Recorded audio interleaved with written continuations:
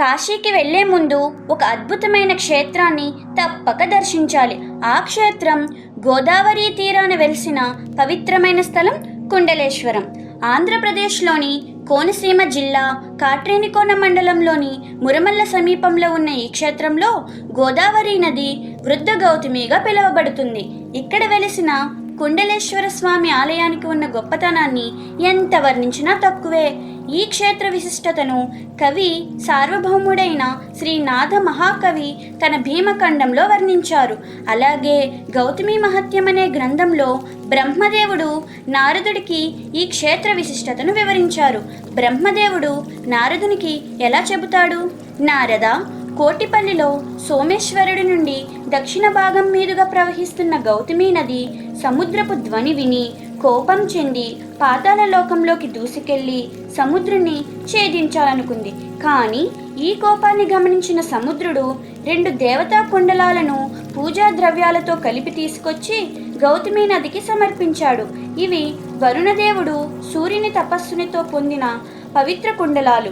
ఆ కుండలాలను తీసుకున్న గౌతమి నది తన ప్రవాహ వేగాన్ని తగ్గించి అక్కడే శివుని ప్రతిష్టకు అంగీకరించిందట. అందుకే ఈ స్థలాన్ని కుండలేశ్వరం అని పిలుస్తారు. ఆ కుండలాలే శివలింగంగా మారి ఈ ప్రాంతం కుండలేశ్వరంగా ప్రసిద్ధి చెందింది. ఇక్కడ ప్రవహించే గోదావరి నది తన వేగాన్ని తగ్గించి శాంతతతో ఈశ్వరునికి అర్పణమైంది. ఇక్కడ ఉన్న శివలింగం సాధారణంగా ఉండదు, కుండలం ఆకారంలో ఉంటుంది.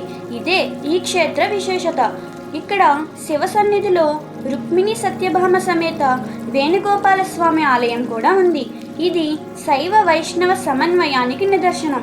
ఇప్పుడు వినండి, ఈ గోదావరి నదికి వ్యాస మహర్షిని ఇచ్చిన అపూర్వమైన వరం గురించి.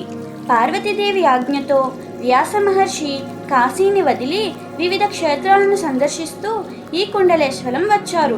ఇక్కడ గోదావరిలో స్నానం చేసి శివుని దర్శించి కాశీ విశ్వనాథుని అనుభూతిని పొందారట.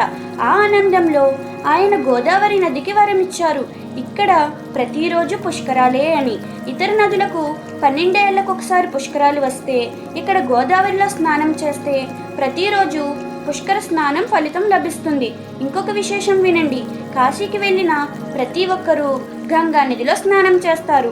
ఆమె మన పాపాలు స్వీకరించి పుణ్యాన్ని ఇస్తుంది. ఉదయాన్నే ఆమె తెల్లని రాజహంసలా ఉంటే సాయంత్రానికి ఆ పాప భారంతో నల్లని కాకిలా మారిపోతుంది. అందుకే ప్రతిరోజు గంగమ్మ తల్లి కుండలేశ్వరం వచ్చి గోదావరిలో పాపాల్ని వదిలి మళ్ళీ శుభ్రతతో కాశీకి తిరిగిపోతుందట. ఎవరైనా పాపం చేయని వారు వచ్చి స్నానం చేస్తే వారు తనను కలుషితం చేయని కారణంగా గంగాదేవి చాలా సంతోషించి వారిని మనస్ఫూర్తిగా ఆశీర్వదిస్తుందట. కాశీ అయినా హరిద్వార్ అయినా ఎక్కడ గంగ స్నానం చేస్తామో అక్కడికి వెళ్లే ముందు కుండలేశ్వరం వెళ్ళి గోదావరి స్నానం చేసి పాపాలను హరించుకుని కుండలేశ్వర స్వామిని అర్చించుకుని ఆ తర్వాత ఆయా పుణ్యక్షేత్రాలకు వెళ్ళాలని చాగంటి కోటేశ్వరరావు గారు మరియు పంచాంగకర్త బ్రహ్మశ్రీ చిలకమర్తి ప్రభాకర చక్రవర్తి శర్మ గారు ఇలా చెప్పారు. కాశీకి వెళ్లే ముందు కుండలేశ్వరంలో స్నానం చేసి శివారాధన చేసి వెళితే ఆ పుణ్యఫలం మరింత అధికమవుతుంది. కుండలేశ్వరం ఆలయం చేరుకోవడానికి మీరు రాజమండ్రి నుండి అమలాపురం మీదుగా లేదా కాకినాడ యానం నుండి కూడా ఈ ఆలయం సులభంగా చేరొచ్చు. ఆధ్యాత్మిక ప్రయాణంలో ప్రతి పాదం పావనంగా మారే ఈ క్షేత్రం గోదావరి తీరాన వెలిసిన నిత్య పుష్కరాల నిలయం కుండలేశ్వరం. ఈ పవిత్ర క్షేత్ర దర్శనం భాగ్యం మీకు చేకూరాలని, శివుడి ఆశీస్సులు మీపై ఎల్లప్పుడూ ఉండాలని కోరుకుంటూ ఓం నమః శివాయ.